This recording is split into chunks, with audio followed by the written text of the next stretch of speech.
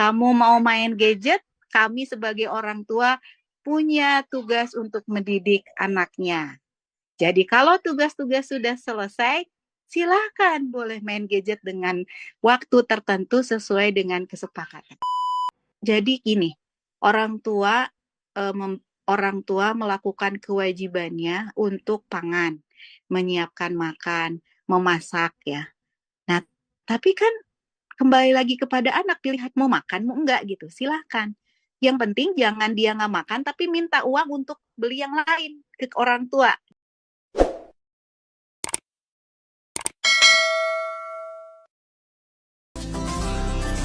Sesaat lagi Anda akan menyimak Bincang Psikologi Keluarga. Assalamualaikum warahmatullahi wabarakatuh. Waalaikumsalam warahmatullahi wabarakatuh. Alhamdulillah bersama dengan Ibu Lilis kali ini. Kabar baik Ibu Lilis pagi hari ini? Alhamdulillah, luar biasa. Allahu Akbar. Masya Allah. Alhamdulillah mudah-mudahan saya selalu ini Bu Lilis dan penuh dengan semangat kalau bicara tentang parenting ya begitu Bu Lilis. Iya, Baik. izin tidak pakai video, soalnya sinyalnya jelek, Kang. Baik Ibu Lilis Insya Ya. Allah.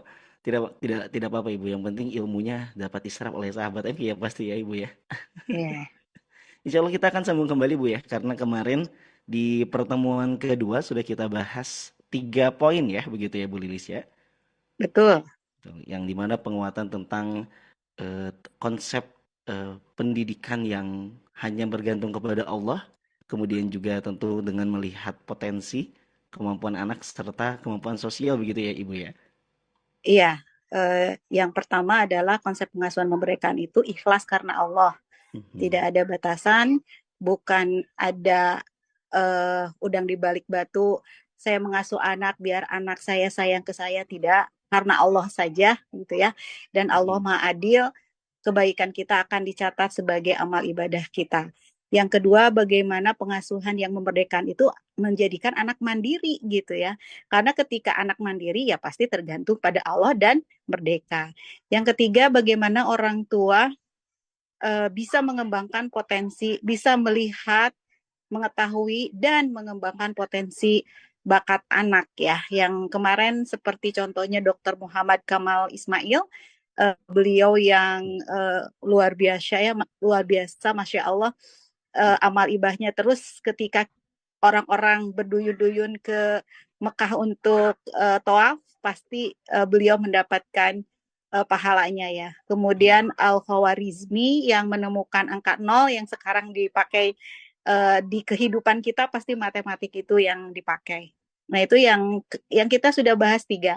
Hari ini kita akan membahas bagaimana pengasuhan yang memerdekakan itu adalah pendekatan orang tua yang kolaboratif gitu ya. Baik. Kolaboratif. Jadi kolaboratif ini berarti ini ya, saling saling menerima, saling memberi. Jadi saling gitu.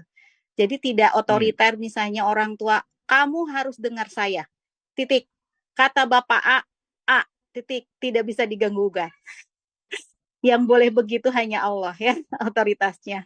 Dan Allah pun sih sebenarnya gak gitu-gitu banget kali ya gitu. Kemudian Betul. tidak juga nanti orang tua yang dikte. Pokoknya aku pengen makan ayam goreng, titik. Kalau enggak aku nggak makan. Jadi orang tua, yang satu orang tua otoriter, jadi apa sih namanya, dia paling benar, paling berkuasa. Yang satu kebalikan, anak jadi penguasa dan orang tua hati-hati, orang tua jadi pelayan, jadi kacung. Iya sayang, iya sayang. Pokoknya aku beli motor, baru aku mau sekolah. Iya sayang, dibeliin gitu. Nah, itu tidak memerdekakan anak. Yang Betul. memerdekakan anak itu adalah yang bagaimana? Yang pendekatan yang kolaboratif, ya. Apa itu pendekatan kolaboratif ya? Ayo dari pendengar kita belajar juga definisi. Yuk, ketika saya mengatakan pendekatan kolaboratif, yuk kita sama-sama searching. Kang Gluging. Kang Ivan juga boleh. Terus Baik. yang di Jogja juga boleh, Teh Nida. Yang di Jogja juga boleh. Apa ya? Ayo, siapa yang Oh, duluan? Apa Boleh ya? apa ya? Yuk, Kalau pendekatan. Sekarang mah gampang belajar, tinggal tanya ke Mbah Google ya. Pendekatan kolaboratif. Sudah? Ada yang dapat? kurang lebih kalau di sini begitu ya, Bu Ya, Lilis mungkin ya. Izin menjawab kalau misalnya artinya kolaboratif itu bersama atau kelompok. Jadi metode kolaboratif belajar ya. bersama atau pelatihan silang bekerja Ah, sama secara keseluruhan begitu. iya, itu Kang Irfan dapat pendekatan kolaboratif itu pendekatan kerjasama ya, itu Mm. saling silang. Ada Teh Nida ya yang Teh Konita, Ibu. oh, Teh Nida ya, saya ingat Teh Nida. Teh Konita, Mbak. Iya. Ya, silahkan dapat apa tuh namanya apa definisi kolaboratif? Wah, kurang lebih sama Iya, ini. Pendekatan yang dimana antara dua orang itu saling interaksi, tidak satu arah tapi dua arah, Ibu. iya, itu ya. Oke, kita kumpulkan. Ada lagi? Itu dari Teh Konita. Yang lain, ada yang Mm-mm. sudah masuk? Yang langsung searching, googling. Ada yang sudah masuk, Kang Irfan? Kalau di Boleh? MKFM Bandung belum ada Ibu kayaknya Oh, masih belum ada ya. masih mencari mungkin ya. Mas, cari nggak apa-apa. MKFM Nanti Bandung. kita masih terbuka ya di Baik, Bu. pembahasan ini. Jadi tadi menekankan pada unsur kerjasama saling ya. Jadi kalau begitu, ketika orang tua banyak loh, Kang Irfan, Teh Konita, Mbak Konita, yang datang ke saya, Bu, tolong dong anak saya hipnotis, biar anak saya patuh pada saya, taat pada saya. Jadi untuk patuh dan taat hanya pada Allah semata. Kepada orang tua itu tadi kerjasama, kolaboratif. Jadi kalau ke orang tua itu bukan taat, tapi bekerja sama, kemudian sopan santun, kan akhlak. Kalau akhlak kepada Allah itu tuh ya taat. Jadi meyakini semua, meyakini dalam hati, mengamalkan dalam perbuatan, terus meyakini dalam apa sih? Eh, Pokoknya dalam pikiran, dalam hati, terus mengamalkan dalam perbuatan gitu ya. Nah ini kalau dengan orang tua adalah kerjasama.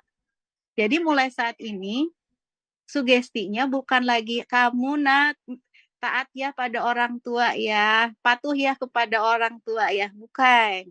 Tapi mulai saat ini sugestinya nak kamu bisa kerjasama dengan orang tua. Kamu punya harapan nak, kami juga sebagai orang tua punya harapan. Yuk kita kolaborasi, kita gabungkan. Kamu pengen main dan orang tua pengen anaknya belajar. Tinggal digabungkan saja. Ketika anak-anak kita sudah belajar, boleh bermain juga. Kamu mau main gadget, kami sebagai orang tua punya tugas untuk mendidik anaknya. Jadi kalau tugas-tugas sudah selesai, silakan boleh main gadget dengan waktu tertentu sesuai dengan kesepakatan. Nah, itu yang memerdekakan. Jadi ketika misalnya contohnya nih anak saya, dia baru kuliah nih sekarang, lagi adaptasi ceritanya. Nah, tapi saya nggak mau dia ada toleransi. Bun, aku tuh baru masuk kuliah. Emang dulu juga Bunda nggak kuliah? Kuliah, nak, dulu itu. Nah, akhirnya karena di kuliahnya di jurusan seni gitu ya, banyak tugas. Kemudian Iya. malam, bablas, tidak qiyamul. Terus dia dengan alasan, aku banyak tugas. Silahkan, tugas apapun silahkan. Tapi kami sebagai orang tua ketika melihat anak menjauhkan diri dari Allah, itulah yang kami khawatirkan. Jadi mau kamu alasan apapun silahkan, tidak apa-apa. Kamu misalnya tidak sholat qiyamul lail, dan apa namanya, tinggal lakukanlah kesepakatan yang sudah kita bangun. Apa kesepakatannya? Gadget dikumpul, disita. Sampai minggu kemarin itu dia, aku tuh pun ada tugas pun, tolonglah toleransi gitu. Kamu kan sudah tahu, kesepakatan ini bukan kami berlakukan ketika kamu masuk kuliah. Dari dulu, dari SD itu sudah berlaku ini untuk kamu. Sudah tahu. Kalau sudah tahu, kenapa gitu? tolonglah Bu, tolonglah Bun, kalau nggak qiyamul lail sehari mah nggak apa-apa. Nah itu dia ya, hati-hati ya. Ketika kita nggak apa-apa sekali, yang sunnah tiba-tiba tidak terbiasa dengan sunnah tidak apa-apa, nanti merembet ke yang wajib. Dan iya betul, ternyata ketika nggak qiyamul lail bablas subuhnya nggak sholat, ya sudah, silahkan nak kumpulkan. Tapi gimana nanti aku nggak bisa ikut ujian? Wah itu mah saya bilang silakan urus sendiri. Kami sebagai orang tua justru lebih dasarnya. Kami sedih kamu diberi kemudahan oleh Allah untuk masuk perguruan tinggi negeri, tapi kok kamu Allah itu nggak minta loh qiyamul lail. Allah itu nggak minta sholat berjamaah di masjid. Itu tuh untuk kepentingan kita. Itu pun saya sakit hati gitu sebagai orang tua. Nah makanya karena kerja sama fair, silahkan aja. Tinggal terima konsekuensinya gitu. Ayo dong please Bun, please tolong Bin. Ya lupa namanya manusia ya. Manusia itu kan selalu melakukan kesalahan, namanya juga manusia. Manusia itu bukan malaikat, enggak apa-apa. Ketika kita lupa itu manusiawi, saya juga sering lupa. Tapi ketika saya lupa, saya harus menerima konsekuensi itu. Saya misalnya lupa tuh, misalnya kapan toples nggak ditutup, suami cuman nggak sampai muter, terus udah gitu suami buka tumpah, saya lupa, tapi saya harus menerima konsekuensinya dengan apa? Gantiin itu yang tumpah itu gitu.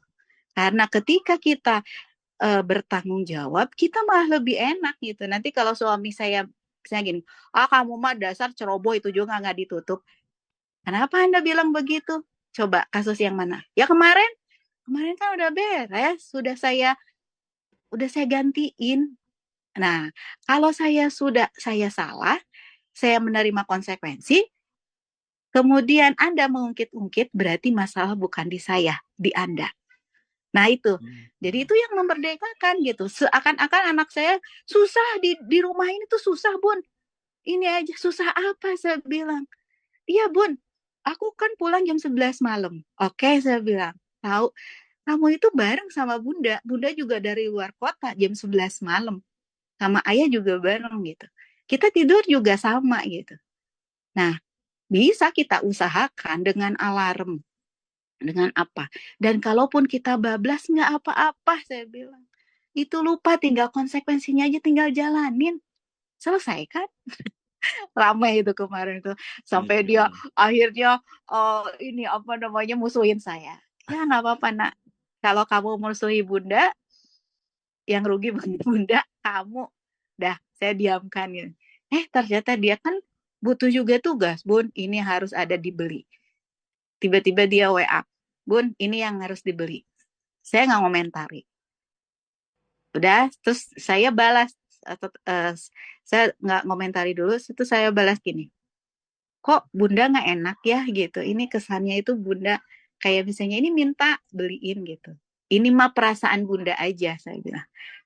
Itu kalau udah ada kata-kata gitu, anak saya pasti langsung set, Bun, maksudnya gimana ini? Kan aku minta tugas. Iya, kalau sebelumnya nggak ada apapun, saya bilang, ini hal biasa, WA ini. Tapi karena sebelumnya ada gitu. Jadi istilah Sundanya mah Kang Irfan, saya tuh nyeri tahaten sama Allah gitu, ya Allah. Ini dia kok udah dikasih nikmat sama Allah, kok lupa ya gitu. Ke Allah aja lupa, gimana kepada manusia. Nah, saya tuh Sundanya mah nyeri hateun gitu. Itu gitu. Nah, tinggal gampang tinggal lakukanlah konsekuensi. Nah, bagi saya itu memerdekakan. Kalau dia mau melanggar aja monggo. Tapi terima konsekuensinya. Kalau dia mau gadget dia aman, kerjasamalah dengan kami sebagai orang tua, karena kami ada tugas untuk mendidik anak-anak. Nah, itu di sana tuh. Sudah ada yang masuk belum, Kang Irfan? Nampaknya masih belum ada Ibu Oh, ini. kayaknya masih cari yang lebih lengkap ya. Baik. Nah, itu. Ini ada Teh Siva. Teh Siva mau coba menjawab juga? Soalnya ada fotonya. Ya, itu. Jadi kerjasama. Jadi sekarang saya tuh sering ke anak-anak saya suka kalau misalnya, Bun, aku mau berangkat sekolah ya. Sambil saya usap kepalanya, sambil saya bisikan ke telinganya. Selamat bersenang-senang. Kamu bisa kerjasama dengan siapapun, dengan bunda, dengan ayah, dan dengan yang lainnya. Nah, kasih sugesti itu. Saya bilang, kalian tidak harus taat kepada bunda, namun kerjasama. Ketika tidak kerjasama, ya konsekuensinya ke kalian juga. Nah, itu. Gimana Kang Irfan? Kalau melihat dari sini, apakah melihat ada kemerdekaan atau terjajah nih? Dan kalau misalnya tanpa ada kesepakatan mungkin Bu Lilis Mm-mm. ya, itu adalah mungkin bentuk penjajahan. Mm. Tapi karena memang sudah sebuah kesepakatan di Ya. awal yang selalu diingatkan dan itu menjadi Mm. sebuah aturan, berarti ya dengan juga di kesepakatan ya silakan saja mau melanggar, berarti ada konsekuensi yang harus diterima. Itu justru adalah pilihan jadinya begitu ya. Ah, itu betul Kang Irfan. Pilihan. Anak kita itu harus dikasih pilihan. Jadi gini, orang tua orang tua melakukan kewajibannya untuk pangan, menyiapkan makan, memasak ya. Nah, tapi kan kembali lagi kepada anak pilihan mau makan mau enggak gitu. Silahkan. Yang penting jangan dia nggak makan tapi minta uang untuk beli yang lain ke orang tua. Nyebelin banget kan Hmm. gitu. Iya, iya. Nah, jadi nggak apa-apa, nggak mau makan juga. Nah, apalagi nih generasi sekarang ya generasi Z, generasi Alpha yang saya rasakan karena anak-anak saya juga kan generasi Z, Alpha, generasi milenial. Itu tuh kalau saya dulu emang mungkin agak generasi X itu orang tua saya mulai karena orang tua saya baby boomer agak perih ya Kang Irfan, Mbak Konita. Jadi ingat Mhm. banget saya itu Kang Irfan jarang makan ayam. Kalau makan ayam itu zaman dulu ya, itu pun ayam itu tuh kepalanya Kang Irfan gitu. Jarang loh dagingnya gitu. Makanya ketika ada makan daging tuh bagi kami tuh gitu ya, luar biasa gitu. Sampai situ karena saya sejaman dengan suami gitu ya. Kalau makan makan misalnya di rumah makan ayam ada kucing gitu. Kasihan kucingnya itu karena nggak kebagian sedikit pun. Kata anak saya, ya Allah bun, itu tulangnya aja kucing nggak kebagian. Masya Masa sih bun Allah. kucing, masa tulangnya, saya tuh seneng banget tulang itu kan pikir saya banyak kalsium tuh. Jadi Mm-mm. saya suka di ker gitu ya, agak di sampai hancur si tulangnya tuh. Nah, kalau saya lihat anak-anak sekarang, anak saya itu kadang makan tuh masih ada. Saya bilang itu masih bisa, enggak bun, habis masih bisa. Itu masih bisa gitu. Kak, ini ada kucing, saya bilang kalau ada kucing kan bisa dibantu sama kucing. Karena dulu saking jarang gitu ya, kita makan, ya makan sih proteinnya ada, tahu, tempe, telur, tapi ayam jarang. Nah sekarang kan anak-anak itu, ayam itu sangat mudah sekali gitu. Sehingga kalau masak itu kan, eh, anak saya sekolah tuh. Terus ada sekolahnya itu ada pilihan boarding, ada reguler gitu. Nah, terus Mm. kita rapat orang tua yang boarding dan reguler. Yang boarding ada orang tua yang gini. Ini anak saya ini apa ngeluh katanya menunya bosen ayam tiap hari.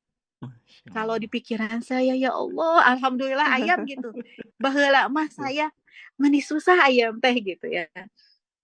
Nah, itu kadang kan anak saya juga ketika boarding ngeluh gitu bun menunya nggak apa-apa saya bilang eh itulah yang konsep bersyukur itu apa yang ada kita makan nggak apa-apa gitu kayak 2 hari 3 hari yang lalu anak saya bilang gini saya masak terong balado aku nggak suka terong saya bilang nggak apa-apa itu hak kamu.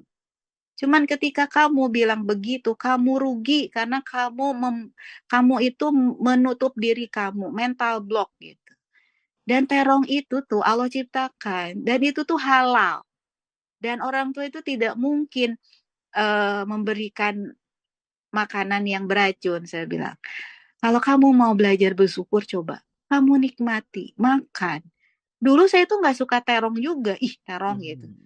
Tapi ketika nikah dengan suami gitu, dia lama dengan orang Padang, terus saya lihat kok kayak makan terong teh enak gitu. Akhirnya saya mencoba, ih nggak enak. Tapi lama-lama ya biasa juga. Ya kalau kalau bisa bilang enak nggak enak ya lebih enak daging ya daripada terong kan gitu. Tapi kan terong ada seratnya untuk kita gitu. Nah saya bilang kalau kamu mau belajar bersyukur, sok makan. Karena ketika kamu bersyukur di sini sama Allah itu akan dilipatkan bersyukurnya. Akhirnya dia makan lah. Terus makan sama nasi. Ternyata Bun cocok ya terong sama nasi. Terus sama ini sama ayam yang Bunda buat. Iya, udah dipasin gitu. Nah, tiba-tiba adiknya bilang gini, mau nggak terong? Aku mah nggak suka. Terus kakaknya langsung bilang, bersyukur. Latihan bersyukur. Coba cicipin dulu. Enak tahu, aku juga tadi nggak mau. Tapi ketika aku cicipin mau gitu. Nah akhirnya alhamdulillah si terong itu habis tuh di rumah ya gitu. Nah itu jadi saya bilang ke anak-anak kalau Bunda masak apapun tidak harus kamu makan. Cuman nanti kalau misalnya makanya anak saya kadang misalnya menunya apa ini, aku nggak diisi ya Bun, oke. Saya harus menghargai. Tapi ya dia tidak tidak meminta yang lain ke saya. Dan biasanya ya konsekuensinya adalah kalau dia punya uang, GoFood ya Bun, silahkan. Nah biasanya saya suka bilang, sayang ya GoFood. Padahal sebenarnya kalau kita bersyukur dan enak mah, yang namanya enak mah ya Allah hanya di bibir enak itu. Udah ke perut mah nggak kerasa gitu, apapun itu gitu. Makanya tahan aja atau bayangkan enak banget gitu ya makan itu. Di kerongkongan ke lambung, ke usus ke lambung mah udah nggak kerasa. Nah itu, jadi pilihan, hidup ini pilihan silakan gitu. Kita juga nggak bisa maksa gitu. Kita mendidik ke arah yang lurus, anak kita mau belok, ya pilihan dia, tinggal terima aja konsekuensinya. Kalau terjadi apa-apa, itu bukan karena orang tua. Jadi nih misalnya sekarang lagi marak lagi loh Kang Irfan, Teh Wanita, pinjol karena judi online. Jadi orang-orang pinjol untuk judi online. Mereka mengatakan bukan judi online katanya. Mereka mengatakan apa sih? Investasi saham gitu ya. Mereka masang 10.000, dapat misalnya dari 10.000 itu 50.000. Secara logis nggak logis loh. Nggak mungkin perusahaan itu tiba-tiba yang deposit aja itu kan di bawah 3%. Ini berapa persen berarti ya? 40 berapa persen tuh? 100% aja kan berarti 20. Ini 50.000 gitu. Nah, anak-anak tuh mikirnya ngayal, pengen cepet kaya. Udahlah investasi dengan duduk iklannya, dengan duduk diam Anda bisa kaya. Bisa nggak? Nggak mungkin. Kalau itu mungkin mah dari dulu juga sudah orang banyak ngelakuin ya. Enggak. Betul. Apa yang terjadi? Ya udah pinjol. Dikejar-kejar tuh sama si pinjolnya ke orang tua. Nah, orang tua harusnya dengan tegas kalau orang tua merdeka, kecuali kalau orang tua merasa terjajah ya. Kalau orang tua merdeka, nah ini tanggung jawab kamu. Sok silahkan. Tanggung jawablah menerima konsekuensi, kamu yang ngurus, dan orang tua jangan sekali-kali mengambil tanggung jawab anak. Ya. Karena sekali dibayarin, anak akan nanti juga tenang, ada yang bayarin. Itu loh. Betul, jadi hubungannya itu timbal balik begitu ya, sahabat Irfan Bu Lilis ya. Nggak satu arah tapi bisa dua arah dan kesepakatan bersama tadi kuncinya. Baik, nanti insya Allah kita akan sambung lagi sahabat MQ.